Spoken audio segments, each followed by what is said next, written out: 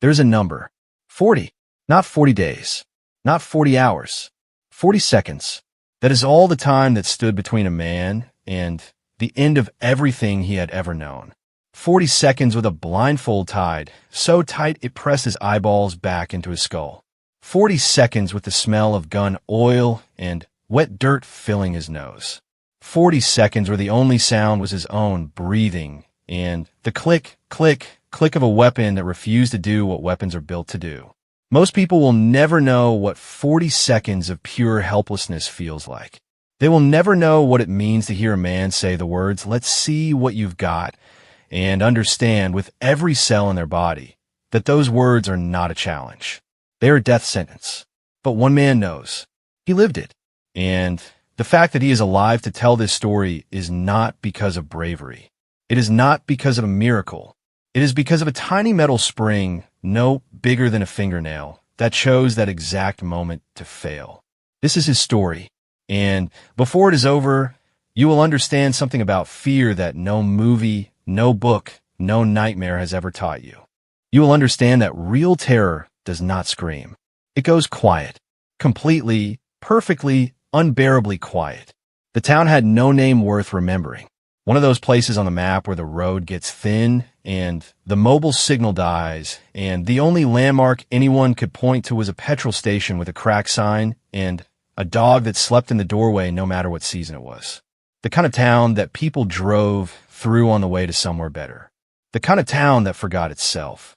Rafik had not chosen to be here. Nobody chooses places like this. Places like this choose you the way quicksand does, the way debt does, the way a family name full of history, and no money pulls you back every time you try to leave. He was 31 years old, and his body already moved like it owed something to the ground. His knees cracked when he stood from the plastic chair outside his brother's shop. His lower back carried a dull ache that had been there so long he no longer noticed it. The way people stop noticing the hum of a refrigerator. He had the hands of someone who had spent his 20s lifting things that were too heavy and fixing things that were too broken and holding on to things that did not want to be held. His brother Saeed ran a small repair shop on the only road that mattered. Electronics, mostly. Broken fans, dead radios, mobile phones with shattered screens. Saeed had a gift for it. He could open up a circuit board and read it the way some men read scripture with patience and faith and a strange kind of love for the thing in front of him. Rafik did not have this gift. Rafik was the one who carried things, delivered things, collected payments from people who did not want to pay. Rafik was the muscle. Not because he was strong, because he was the one who could stand in a doorway and not move until the conversation was finished. They were not wealthy. They were not poor in the way that makes newspapers write about you. They were the kind of not enough that is invisible. Enough rice, enough tea, enough electricity most days, but never enough to stop the quiet calculations that ran behind every decision. Can we afford the bus fare? Can we fix the roof before the rain? Can we keep the shop open another month? Rafik had a wife, Nadia. She was 27 and had a way of looking at him that made him feel like she could see the parts of him he kept locked in a drawer. She never asked about money. She asked about his sleep. She asked about the thing he did with his jaw when he was thinking too hard, that grinding that she could hear at night through the wall of their small house. She would put her hand on his face in the dark and say, "Stop, just stop," and his jaw would unclench and his teeth would separate, and for a few seconds the world was only her palm on his cheek.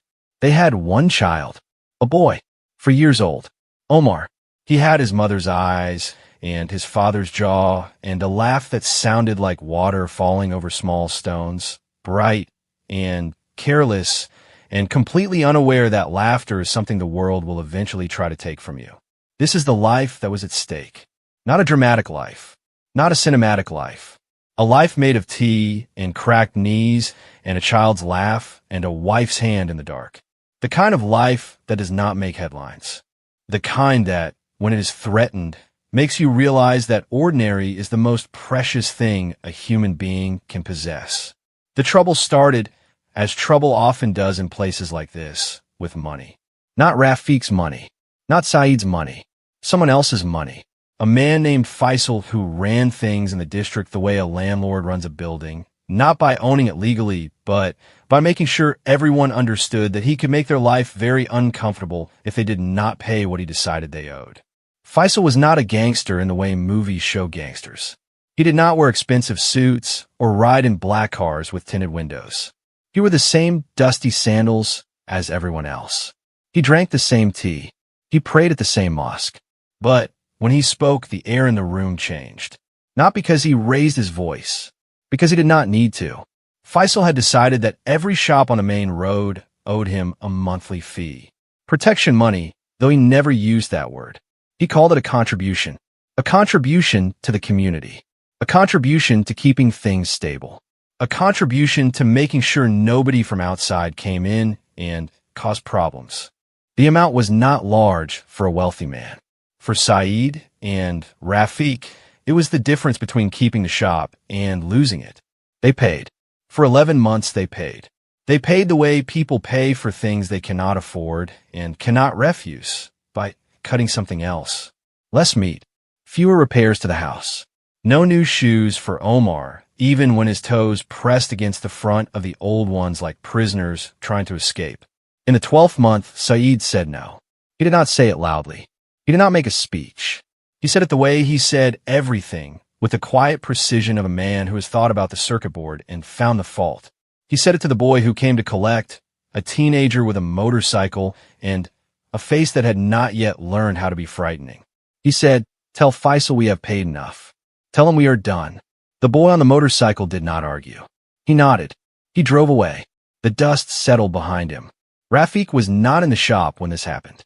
He was at home, sitting on the floor with Omar, building a tower out of empty matchboxes. Omar had a theory that if they made the tower tall enough, it would touch the ceiling fan, and the fan would knock it down, and this would be the funniest thing that had ever happened in the history of the world. Rafiq did not know that his brother had just pulled a pin out of grenade. He did not know that the quiet, forgettable afternoon was the last ordinary afternoon he would have for a very long time. Saeed told him that evening. They were sitting outside the shop, the day cooling around them, the dog from the petrol station wandering past with its nose to the ground like it was reading a story written in the dirt. "I told him we were finished paying," Saeed said. Rafiq did not respond right away. He watched the dog. He watched it sniff the base of a wall, then move on to a discarded wrapper, then lose interest in everything and sit down in the middle of the road as if it had forgotten what it was looking for. "You should have talked to me first," Rafiq said. "You would have said to keep paying." "Yes, that is why I did not talk to you first." There was no anger in the exchange, just the flat recognition of two men who knew each other completely, the way brothers do, the way people do when they've shared a bedroom and a father's temper and this same brand of grief. Rafiq went home. He sat on the bed. Nadia looked at him and knew something was different because she always knew the way a person knows when the barometric pressure changes before a storm, not by seeing anything but by feeling a shift in the weight of the air. "What happened?" she asked. "Nothing yet," he said. 3 days passed. 3 days of nothing. The shop opened. Customers came. Saeed fixed a woman's radio and charged her less than he should have because her husband was sick and she had walked a long way. Rafiq delivered a repaired television set to a house on the edge of town and carried it on his back for a kilometer because the road was too narrow for the cart. Omar built more matchbox towers. Nadia made bread. The world turned. On the 4th day, the motorcycle came back. This time there were 2 of them. The teenager and an older man, maybe 40, with a beard that had been trimmed with care and eyes that had not. The older man did not get off the motorcycle. He sat on the back with his arms crossed and looked at the shop the way someone looks at a math problem they already know the answer to.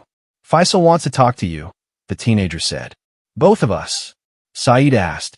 "Just the big one." The teenager pointed at Rafiq. "Tomorrow, after Maghrib prayer, he will send a car." They drove away. The dust did not settle as fast this time, or maybe it did, and Rafiq was not paying attention because his chest had become a room where something large was pacing back and forth, some animal he could not see but could hear, its claws clicking on the floor of his ribcage. He did not want to go. Let's be clear about this. There was no bravery in what followed. There was no moment where Rafik squared his shoulders and decided to face the enemy. There was only the understanding, cold and mathematical, that if he did not go, they would come to him. And if they came to him, they would come to his house, and his house had Nadia and Omar inside it, and that was the one equation that had only one answer. He went. The car arrived after Maghrib, as promised. A white Toyota with a cracked windshield and an air freshener hanging from the mirror that smelled like synthetic roses, the kind of smell that tries so hard to be pleasant that it becomes something else entirely, something that coats the inside of your throat. The driver did not speak.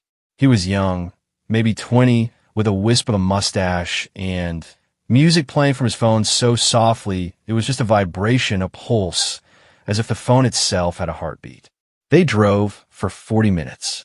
Rafik sat in the back seat and did not ask where they were going because the question would have revealed that he was afraid, and fear in this world was currency. If you showed it, you spent it, and you could never earn it back. The road went from paved to gravel to dirt.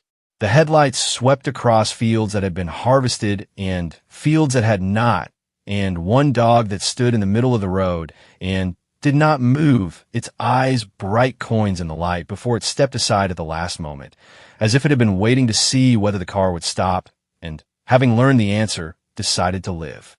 They arrived at a compound. Not a grand one. A wall of gray concrete, 8 feet high, with broken glass embedded in the top in a crude but effective crown. A metal gate that opened from the inside. A courtyard with a single tree, its trunk whitewashed to waist height in the way that people in this region do, for reasons no one can fully explain, as if the tree needed to be formally dressed from the waist down. Rafik was led inside, through the courtyard, past the tree, into a room that was lit by a single fluorescent tube that buzzed with the persistence of something that knows it is dying, but refuses to stop. There are carpets on the floor, good ones, the kind that had been made by hand, and told you that someone in this room had money or had taken them from someone who did. There was a low table with a thermos and small glass cups and a plate of biscuits arranged in a circle, and the formality of the arrangement was somehow worse than if the room had been empty because it said, "We are civilized men who do civilized things, and what happens next is also civilized because we have decided it is." Faisal was already there. He was smaller than Rafik expected. People who hold power in small towns grow large in the imagination. You hear their name, and you build them. You give them height and weight and a face made of stone. The real Faisal was 5'6", maybe less, with narrow shoulders and thin wrists and a face that in a different life could have been a schoolteacher's face, patient and slightly tired. He sat cross-legged on the carpet and poured tea and gestured for Rafik to sit. Rafik sat. "Your brother has opinions," Faisal said. "He speaks for himself," Rafik said. "Not for me. And yet you are here. Because you asked for me." Faisal smiled. The smile did not reach any part of his face above his mouth. It was a mouth-only event, a muscular contraction that had nothing to do with pleasure or warmth. It was the smile of a man who has learned that smiling is a tool, the way a hammer is a tool, useful for certain tasks and irrelevant for others. Your brother refuses to pay. This is his right. Every man has the right to make decisions. But decisions are like stones thrown into water. They make circles. The circles reach other people. Other shops see your brother refuse, and they think, maybe I can also refuse. And then the circles become waves. And then the water is no longer calm. Do you understand? I understand, Rafik said. Good.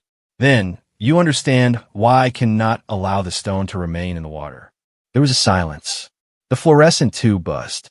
Somewhere outside, a goat bleated with a sound so human it could have been a child crying, and Rafik's body reacted to it before his brain could intervene, his hands tightening, his spine straightening, every nerve ending tuned to that frequency that evolution has built into parents, the frequency of a child in distress. It was not Omar. It was a goat. He unclenched his hands. What do you want? Rafik asked. I want what every man wants. I want things to continue as they are. I want stability. I want your brother to reconsider. And if he does not, Faisal picked up a biscuit. He examined it, as if it were a document requiring his signature. He bit into it. He chewed. He brushed a crumb from his lap. "There are men in this room who are not as patient as I am," Faisal said. Rafiq had noticed them. 2 of them, standing by the door. They had entered behind him, or they had been there all along. It did not matter. What mattered was that they were present, and that they were the kind of men who stood in rooms and waited. One of them was tall and thick through the chest, with a face that looked like it had been used to open doors. The other was lean, almost skinny, with a stillness that was more unsettling than the big man's size. The stillness of a person who does not need to move because they have already decided what they will do when the time comes. "I will talk to my brother," Rafiq said. "Good." He was driven home. The same white Toyota, the same synthetic roses, the same silent driver. When he arrived, it was late, and Nadia was asleep, and Omar was asleep, and the house was full of the kind of quiet that should have been peaceful, but was not, because Rafiq now knew something about the architecture of his life that he had not known that morning. He knew it had walls, and the walls were thin, and on the other side of the walls was a man who ate biscuits and spoke softly and could make everything disappear. He did not sleep. He lay on his back and stared at the ceiling and listened to his son breathe and felt the distance between himself and the ceiling is the distance between himself and safety, which was to say infinite. He talked to Saeed the next morning. He told him everything. The compound, the tea, the biscuits, the men by the door, the circles in the water. Saeed listened. He fixed a mobile phone while he listened, his fingers moving among the tiny screws with a tenderness that seemed absurd given the conversation. "So we pay," Saeed said when Rafiq finished. "Yes." "How?" "We barely have enough to eat. We find a way." "There is no way, Rafiq. I have done the numbers. If we pay Faisal, we lose the shop within 2 months. If we lose the shop, we have nothing. No income, no work, nothing. If we do not pay, we lose more than the shop." Saeed set down the mobile phone. He looked at his brother. There was something in his face that Rafiq recognized because he had seen it before years ago when they were young and their father was alive, and their father was a man whose moods arrived like weather, unpredictable and dangerous, and never ever the boy's fault, but always the boy's problem. It was the look of a person who has calculated the exits and found them all locked. "I will figure something out," Saeed said. He did not figure something out. What he did, instead, was go to a man in the next town, a man who lent money to people who could not get money from anywhere else, a man whose interest rates were not written on paper, because paper can be shown to a judge, and interest rates like his cannot survive the daylight. Saeed borrowed enough to pay Faisal for 3 months. He did not tell Rafiq. He walked into the debt the way people walk into the sea on a dark night, one step at a time, each step convincing themselves that the water is still shallow, even as it reaches their chest, their neck, their mouth. Faisal was paid. The motorcycle came and went. The biscuits were eaten in other rooms. For 3 months, the surface of the water was calm. Rafiq worked. Nadia made bread. Omar grew out of another pair of shoes, and Rafiq found used ones in the market, only slightly too large, and stuffed newspaper into the toes. When the 3 months ended, 2 things happened on the same day. The moneylender sent someone to collect, and Faisal sent someone to collect, and Saeed had nothing for either of them. The number in the drawer was 0. The shop had earned enough to survive, but not enough to pay 2 debts simultaneously, and the debts stood on either side of him like the walls of a corridor that was getting narrower with every passing day. Saeed did not tell Rafiq. This is important. He did not tell his brother because he had made the decision alone, and he believed the consequences should be his alone, which is the kind of thinking that sounds noble and is actually just another form of pride, and pride in places like this can get you killed just as fast as poverty. What happened next happened on a Tuesday. Rafiq remembered this because Tuesday was the day he went to the market to buy vegetables, and he always bought tomatoes first because Nadia used them in everything, and the tomato seller was a woman named Hadra who had a voice like a brass bell and who always gave him 1 extra tomato for free because she said his face needed the kindness. He was holding the tomatoes when the car arrived. Not the white Toyota this time. A different car. A truck, actually gray and dented with 3 men in the cab and 2 more in the back. They did not pull up to the shop.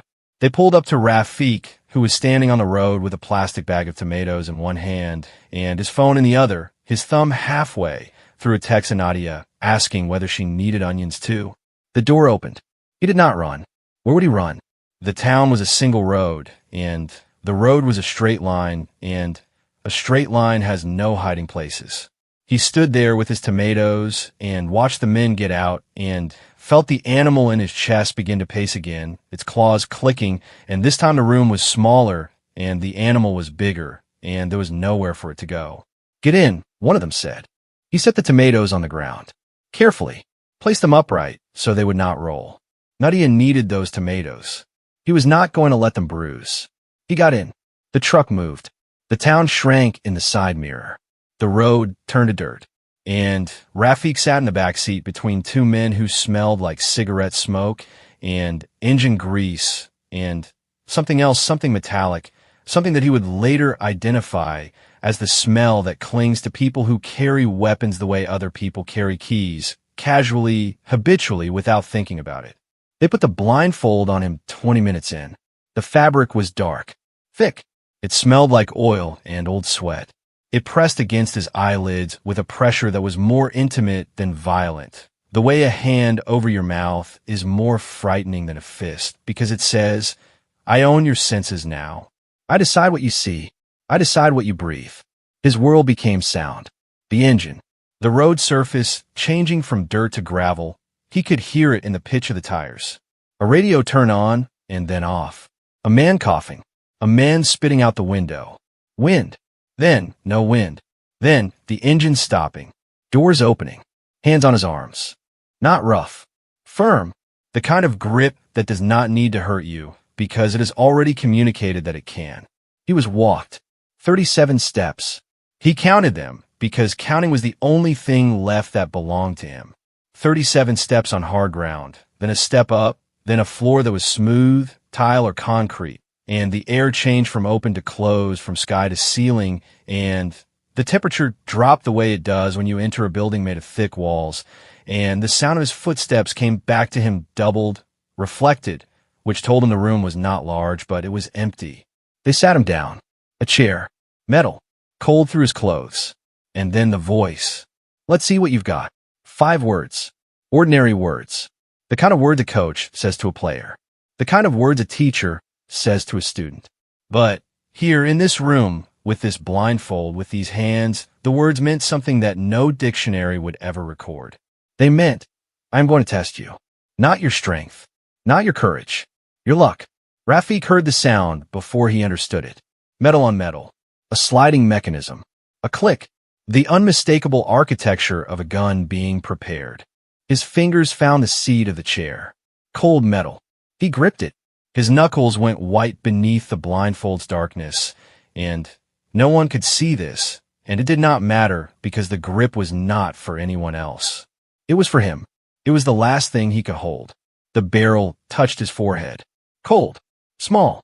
A circle of pressure no bigger than a coin. And the room went quiet. 40 seconds began. The selling began the next day, and it felt like peeling skin. The shop went first.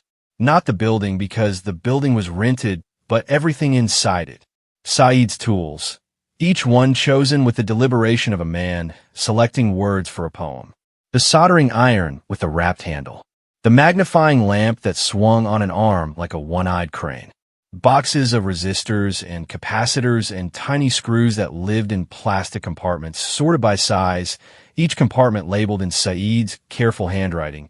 And Rafik stood in front of those labels and read his brother's hand and felt something tear inside him, not a clean tear, but a ragged one, the kind that does not heal smooth. A man from 2 towns overbought the equipment. He came with a truck and 2 helpers, and they loaded everything in 40 minutes, and the number was obscene, insultingly low, the kind of number that a buyer offers when he knows the seller has no leverage and no time and no choice. Rafik took it. He did not negotiate. Negotiation requires the possibility of walking away, and Rafiq could not walk away from anything because a man named Bilal was waiting at a filling station on the Jang Road, and Bilal was the door through which the rest of Rafiq's life either continued or did not. The television went next. A neighbor bought it. He came to the house and looked at the screen and tested the buttons and asked if there was a remote, and Rafiq said yes, and the neighbor offered a price, and Nadia, standing in the doorway with Omar on her hip, said nothing. Her face said nothing. Her body said nothing. She had removed herself from the transaction the way a surgeon removes herself from the patient's biography. This is an organ. It has a function. The function has a cost. Pay it. Omar asked where the television was going. On a trip, Nadia said. Will it come back? We will see. I want to watch cartoons. We will find cartoons somewhere else. Omar accepted this with the philosophical ease of a 4-year-old, a creature for whom the world is still a series of provisional arrangements. Nothing permanent, nothing guaranteed, everything capable of being replaced by something equally interesting. The television left. Omar went to the yard and found an ant and watched it carry a grain of rice across the dirt, and this was for the moment a perfectly adequate substitute for cartoons. Nadia's jewelry. This was the surgery without anesthesia. She brought it out in a cloth bag. She sat on the bed and opened the bag and laid the pieces on the blanket, one by one, the way a dealer lays cards. A gold necklace with a pendant shaped like a teardrop. 2 bangles, thin, scratched from years of wearing. Earrings that matched nothing because they were from different sets, survivors of a collection that had been slowly reduced over the years, sold piece by piece during other emergencies, other calculations, other moments when the number in the drawer was 0. This was her wedding set, Nadia said, touching the necklace. Not to Rafiq, to the room, to the air, to whatever part of her mother might still be listening. We do not have to sell it, Rafiq said. We have to sell everything. I said everything. I meant everything. She closed the bag. She handed it to him. Their hands touched during the transfer, and her fingers were cold, and his were warm, and the temperature difference was a sentence neither of them spoke. He took the bag. She went to the kitchen. He heard the sound of a pot being placed on a burner with more force than a pot requires, the clang of metal on metal, and the sound was her grief expressed through the only language available to her at that moment, which was the language of objects handled with control violence. He took the jewelry to a goldsmith in the bazaar. The goldsmith was an old man with magnifying lenses clipped to his glasses, giving him the appearance of an insect that had learned to sit upright and conduct business. He weighed each piece. He tested the gold. He named a price. The price was fair, or as fair as any price can be when the thing being sold carries a weight that cannot be measured in grams. Rafiq counted the total. The shop, the television, the jewelry, Nadia's savings, which she had been keeping in an envelope inside a flour tin, money put aside for Omar's school fees, money that represented a future that was being exchanged for a present. The total was not enough. It was close. It was within sight of the number the man with the gun had named. But it was not the number, and in the arithmetic of debt collection, close is not a concept that exists. The number is the number. He needed more. He wanted people he knew, not friends, because friendship and poverty is a complicated thing, loaded with obligations and taboos, and the understanding that asking for money is asking for a piece of someone's survival, not their surplus. He went to acquaintances. Men he had delivered televisions to. Men whose fans Saeed had repaired. He did not beg. He stated the situation. He named the amounts still needed. Some gave. Small amounts. Folded notes pressed into his hand with the speed that suggests the giver wants the transaction to be over before generosity can be reconsidered. One man, a shopkeeper named Tariq who sold fabric and had a belly that arrived in rooms before the rest of him, said no. He said no with a long explanation about his own debts and his own obligations and his own daughter's wedding coming up, and the explanation was genuine, Rafiq could tell, because a man who is lying keeps it short, and a man who is telling the truth cannot stop talking, as if the words themselves are proof. Understand, Rafiq said. I wish I could help. You have helped. By listening. This was not a platitude. This was true. Tariq had listened. He had sat behind his counter with bolts of fabric stacked around him in colors that looked like they belonged to a more hopeful world, and he had listened to Rafik describe the situation without the details, without the gun, without the blindfold, just the outline, the shape of the trouble, and the listening was a form of witness, and witness is a form of dignity, and dignity was something Rafik needed as much as money. 12 days before the deadline, Rafik found Saeed. Not through skill, not through detective work. Through a phone call at 3 in the morning, Saeed's name on the screen like a ghost, and Rafik answered with his heart already in his mouth. "Where are you?" Rafik said. Silence. Then breathing. Then a voice that was Saeed's and was not Saeed's, a voice that had been taken apart and put back together incorrectly, the same components but in the wrong order. "I am a Multan," Saeed said. "I am a cousin Adnan's. You left. I know. You left, and they came for me." Silence. The kind of silence that is not empty but overfull, a silence crammed with everything that cannot be said, everything that the speaker knows and the listener knows, and the space between them holds like a jar holds, preserves, sealed, and pressurized. "What did they do?" Saeed asked. Rafik told him. He told him the way he had told Nadia, in flat sentences, without ornamentation. The truck, the blindfold, the chair, the gun, the clicks, the 40 seconds. He told it like a list of facts. Groceries, items, events that had occurred in sequence and could be reported in sequence without the reporter having to feel them again. Except the reporter felt them again. Every word was a small door that opened onto the room, and the room was still there behind his eyes, furnished with the same fluorescent buzz and the same carpet and the same man's laugh, that warm, human, terrible laugh. And Rafik's hand shook as he held the phone, and he pressed his free hand against the wall of his house. And the wall was solid, and the wall was not a man, and the wall was not warm, and the wall did not laugh. And he needed that. He needed the wall. Saeed cried. Rafik could hear it through the phone. Not loud crying. The other kind. The kind that comes out sideways, through clenched teeth, through a jaw that is trying to be a dam and failing. The wet, ugly, muffled sound of a grown man discovering the weight of what he has caused. "Come home," Rafik said. "I cannot. You must. They will kill me. They will kill me if you do not come. I gave them my word. I said I would bring you. I said you would apologize and bring the first payment. If I come without you, my word becomes a lie, and a lie to these men is worse than a debt." More silence. The 3 in the morning silence of a phone call between brothers who are connected by blood and separated by fear and joined again by the terrible mathematics of a situation that neither of them created, but both of them must resolve. "1 week, Saeed said. "Give me 1 week. You have 5 days. The meeting is in 12 days. I need you here with time to prepare." "Prepare what?" "Your apology. Your face. Your spine.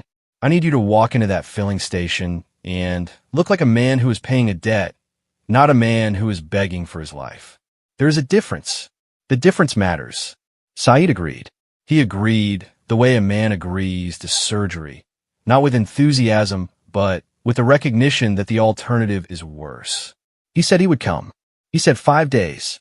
He said he was sorry again, the same word, the same gravestone, and Rafik hung up and sat in the dark and listened to his son breathe and waited for the 5 days to begin. Saeed came in 4. He arrived on a bus. He stepped off it with a bag that was smaller than the one he had left with, suggesting he had sold things to, or left things behind, or simply shed the weight of possession the way an animal sheds fur in a changing season. He was thinner. His face had acquired new geography, lines around the mouth that had not been there a month ago, shadows under the eyes that looked like they had been applied with a thumb dipped in ash. The brothers stood in the road. They did not embrace. They did not shake hands. They stood 3 feet apart and looked at each other, and the 3 feet was a distance that measured something more than space. It measured the gap between the man who had stayed and the man who had run, and the gap was not anger and it was not forgiveness. It was acknowledgement. A mutual recognition of what had happened and what had changed and what could not be unchanged. "You look terrible," Saeed said. "You look worse." This was true. and the exchange, flat and factual and stripped of sentiment, was the closest thing to reconciliation they could manage at that moment. It was enough. Brothers who have shared a father's temper and a childhood scarcity do not need dramatic reunions. They need the other person to be present and vertical and willing to face the next thing. Rafik showed him the money, counted it out on the kitchen table while Nadia made tea and Omar played in the yard. The notes were arranged in stacks. The stacks were uneven because the denominations were mixed. Large notes from the shop sale, small notes from the acquaintances, medium notes from the jewelry. The total was close. It was still short by an amount that was not negligible, but was not catastrophic, a gap that could be interpreted as a gesture of good faith or as an insult, depending on the mood of the man receiving it. It is not enough, Saeed said. It is what we have. He will not accept it. He will accept it if we present it correctly. The amount says we are serious. The monthly payments say we are committed. Your presence says the disrespect is over. Together, these things are worth more than the missing amount. Saeed looked at the money. He looked at it the way he looked at broken circuit boards, searching for the fault, tracing the connections, trying to find the path that would make the current flow again. His fingers twitched. The hands of a man who fixes things, involuntarily reaching for a problem. I am sorry, Saeed said. I am sorry for the debt. I am sorry for hiding. I am sorry for the gun. The gun was not your fault. The gun was entirely my fault. Everything that led to that room was my fault. Rafik could have agreed. The agreement was right there, on the tip of his tongue, a heavy thing waiting to fall. Yes, your fault, your decision, your hiding, your debt, my head, my blindfold, my 40 seconds. But he did not say it. Not because he had forgiven, but because the agreement would not change anything. It would not add money to the stacks on the table. It would not make the meeting safer. It would not undo the clicks. It would only make Saeed smaller. And a smaller Saeed was a less useful Saeed, and utility in the next 8 days mattered more than justice. We go together, Rafik said. We stand together. You do not speak unless spoken to. You do not apologize more than once. One apology, direct, clean. Then you stop. Repeating an apology makes it sound like a lie. Saeed nodded. And after? Saeed asked. After, we start again. With what? We have sold everything. With hands. With skills. You can fix things. I can carry things. We start with that. The simplicity of the plan was either its strength or its absurdity, and Rafik did not know which and did not care. Plans are not blueprints. Plans are ropes thrown into dark water. You do not know what they will catch. You only know that having a rope is better than having empty hands. The day came. A Wednesday. Rafik remembered this because the day before had been a Tuesday, and Tuesdays were tomato days, and he had gone to the market out of habit, muscle memory, the body performing its routines even as the mind operated on a different schedule entirely.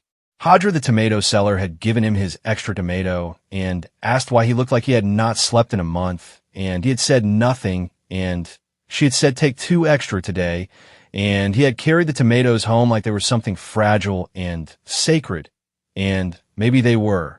They drove to the filling station. Saeed's motorcycle. Rafik sat behind his brother and held the bag of money against his chest, and the road was long and straight, and the filling station appeared at the horizon like a low, dusty promise.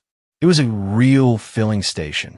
Pumps, a small office, a mechanic's bay with an oil-stained floor, a sign that advertised tire repairs. The ordinariness of it was almost offensive, the idea that a place where men settled debts of this magnitude could also be a place where people stop for petrol and check their tire pressure and buy cold drinks from a refrigerator that hums in the corner. They asked for Bilal. The attendant pointed to the office. They went. Bilal was not the man with the gun. Bilal was someone else, an intermediary, a desk between the debtor and the creditor. He was young, maybe 25, with a face that was trying to be hard and not quite succeeding the way a new shoe tries to be comfortable and needs more time to break in. He was sitting behind a desk that had a computer on it that was turned off and a glass of tea that was half finished and a mobile phone that buzzed every 2 minutes with messages he did not read. "Rafiq," Bilal said. "And Saeed?" Bilal looked at Saeed. The look lasted 3 seconds. It was a look of inventory, a look that counted and weighed and assessed. Saeed met it. He met it with the stillness that Rafiq had coached into him over the past week, the stillness that says, "I am here. I am not running. I am the thing you wanted, and here I am." "Sit," Bilal said.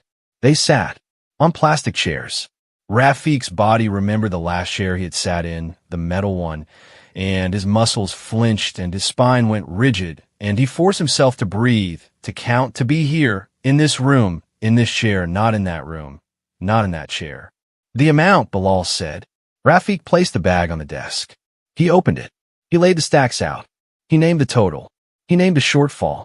He did not apologize for the shortfall. He presented it the way you present a fact. The sky is blue. The earth is round. The total is this number. Bilal counted. He counted slowly, with the patience of a man who counts other people's money for a living. Each note was examined, turned, stacked. The counting took 7 minutes. Rafiq sat in the plastic chair and watched each note leave his hand and enter Bilal's pile, and felt the weight of each one, not in grams but in what it had been.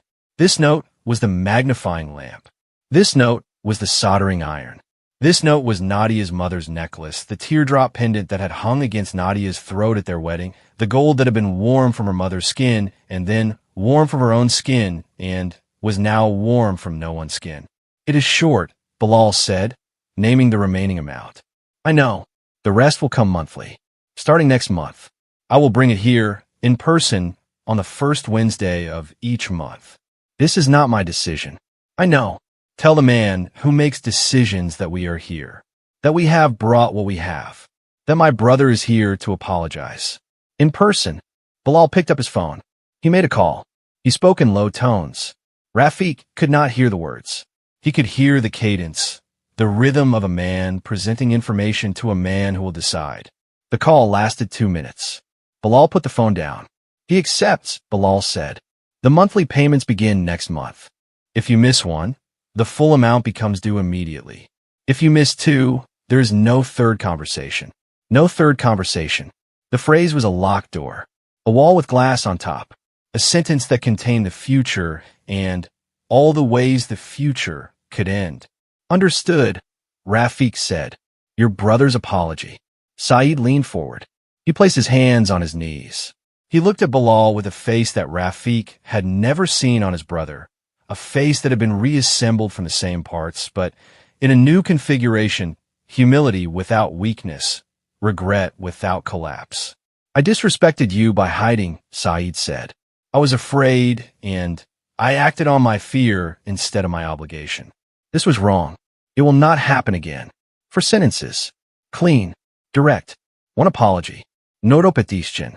Rafiq felt a small, private surge of something that was not quite pride, but was adjacent to it, the way a street runs adjacent to a river, close enough to hear the water, but not close enough to touch.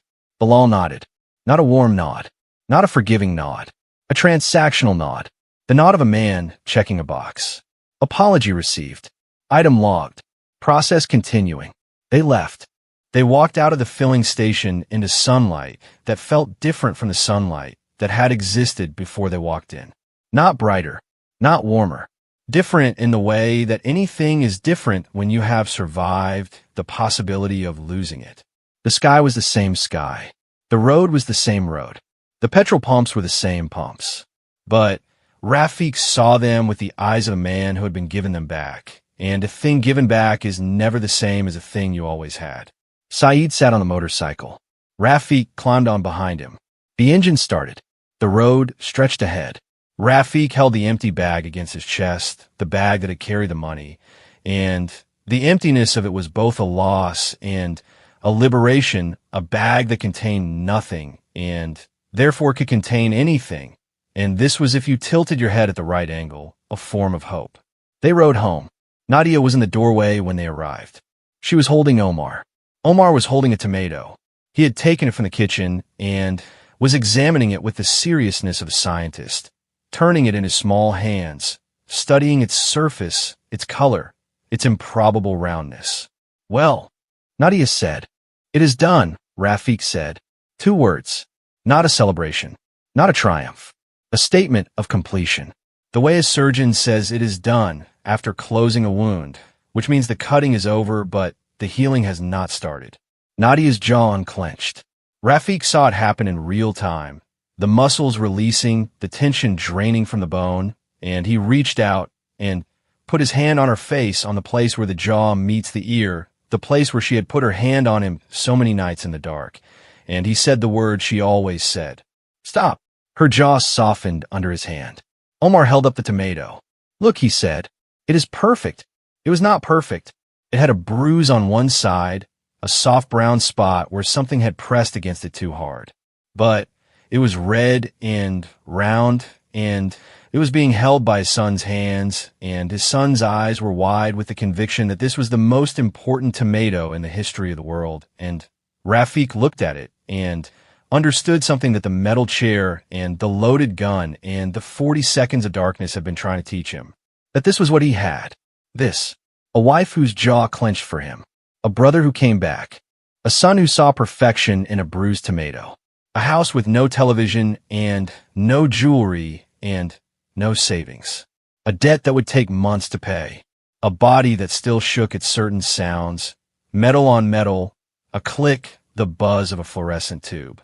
A mind that replayed the room at 3 in the morning and would probably replay it at 3 in the morning for a very long time. This was what he had, and it was enough. Not enough in the way that plenty is enough. Enough in the way that oxygen is enough. Enough to keep the system running. Enough to stand up tomorrow and carry something heavy to somewhere far and come home and sit on the floor and build a tower out of matchboxes and watch it fall and hear his son laugh and know that the laugh is the sound of a life continuing. Months passed. The payments were made. Every first Wednesday, Rafik rode to the filling station with an envelope and handed it to Bilal, and Bilal counted it and nodded, and Rafik rode home. The debt shrank, slowly, the way a glacier retreats. Imperceptibly if you watched it daily, obviously if you measured it in seasons. Saeed reopened the shop. Not the same shop, a smaller one. A table in a rented room with borrowed tools, and a sign that Rafik painted by hand because they could not afford a printed one. Saeed's hands found circuit boards again. His fingers moved among resistors and capacitors with the old tenderness, the old faith, and customers came because in a town like this, a man who can fix things will always have work, and work, however small, is the difference between drowning and floating. Rafik carried things, delivered things, collected payments, stood in doorways. He did what he had always done, but he did it differently now. He did it with the knowledge that every ordinary day was a day the gun had not fired, and this knowledge made the days both heavier and lighter at the same time, the way a glass of water is both heavy and necessary. The shaking stopped, eventually, not all at once, in stages. His hands steadied first, then his legs, then the internal tremor, the one that lived behind his sternum, the one that activated at certain triggers, a car door closing, a motorcycle engine, a man's laugh in a crowded room. That one took the longest. That one retreated slowly, like the debt, like the glacier, measured in seasons, not days. Nadia never got her jewelry back. She never mentioned it. She wore her wrists bare and her ears empty, and if she grieved the loss, she grieved it privately, in a language of pots placed on burners with more force than necessary, in a language of bread kneaded with fists that contained more than flour and water. Omar grew. He grew the way children grow, in surges and pauses, each day adding a millimeter that was invisible and a word that was audible and a skill that was miraculous. He learned to write his name. He learned to count to 100. He learned that matchbox towers fall down and can be built again, and that the building again is not a failure but a feature. He did not know about the room. He did not know about the gun. He did not know that his father's hands had once gripped a metal chair so hard the knuckles had gone white in a darkness that no one could see. He knew that his father smelled like soap and sweat and that his father's arms were the safest place in the world, and that when his father held him, the holding was a little too tight, a little too long, as if his father was measuring the weight of him, confirming the reality of him, making sure that the thing in his arms was solid and present and not a dream that could be ended by a click. The final payment was made on a Wednesday, 7 months after the first one. Rafik rode to the filling station. He handed Bilal the envelope. Bilal counted. Bilal nodded. But this time there was something additional. A piece of paper, a receipt, written by hand, stating that the debt was cleared. The paper was not a legal document. It would mean nothing in a court. But it meant everything in the world where Rafik lived, a world where men's words and men's paper were the architecture of safety. And this paper said, "You are free." Rafik folded the paper. He put it in his shirt pocket. He felt it there against his chest, flat and light, weighing almost nothing, weighing everything. He rode home.